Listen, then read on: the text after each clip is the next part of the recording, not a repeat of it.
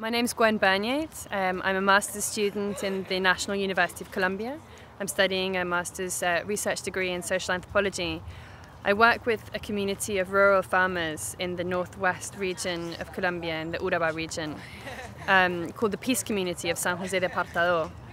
They were displaced by violence, and in Colombia the war between left-wing FARC guerrilla government forces and right-wing paramilitaries has been going on for over 5 decades now, and the civilian population has frequently been in crossfire and has suffered the most and has massive amounts of forced displacement.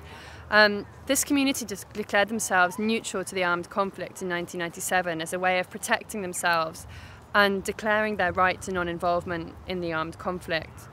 They live in demarcated settlements in remote mountains, and these demarcated settlements work in a similar way to the Red Cross sign in a hospital, sort of marking them out as this is civilian population only and they should not be used as a military target and they should not be involved in the armed conflict. Now, I spent 2 years working with this community in an NGO. I was working for an NGO called Peace Brigades International, which provides protection to human rights defenders and communities who are at risk in conflict zones by sending teams of unarmed international observers to walk alongside the defenders. And this provides a deterrence effect against potential aggressors who'd want to carry out human rights violations against them. By spending time in the field with the community, I began to get to know them and begin to identify and be in solidarity with their political situation. And I decided that I wanted to carry on working with them, but as an academic. And so I designed this way of working with them as an independent scholar activist. So I'm based in Bogota during term time, and I spend my holidays in the community. And I'm working on their model of society. So it's an element of the community that I feel has been underrepresented by NGOs and by academics who have worked on the community. They're very well renowned in human rights circles and international community, but mostly because of this pioneering experience of neutrality in the face of armed conflict. And when I was spending time within the field, we began jointly, intersubjectively, to identify a research problem.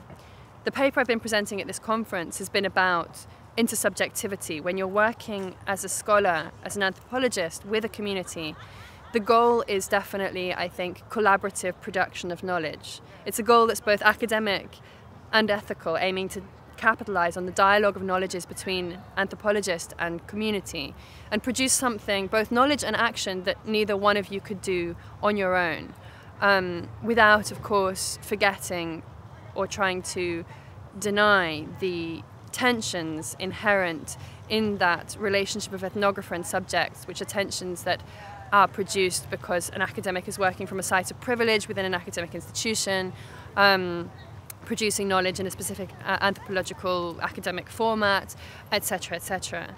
So I've been trying to work with the community in ways that can capitalize on that joint production of knowledge, and I found that the way to do that is through activism. Now, I feel that quite often scholar activists are undermined in academia because of their supposed lack of objectivity.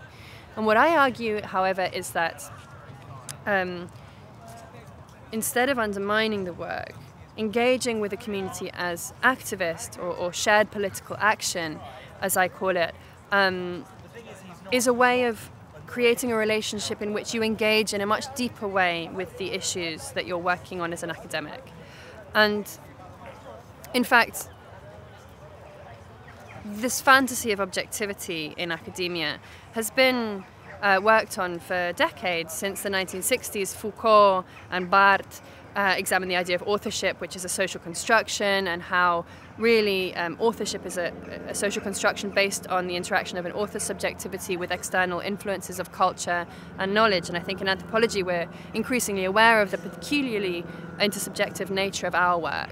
And so I try to highlight that, and I find that actually activism enhances the academic analysis.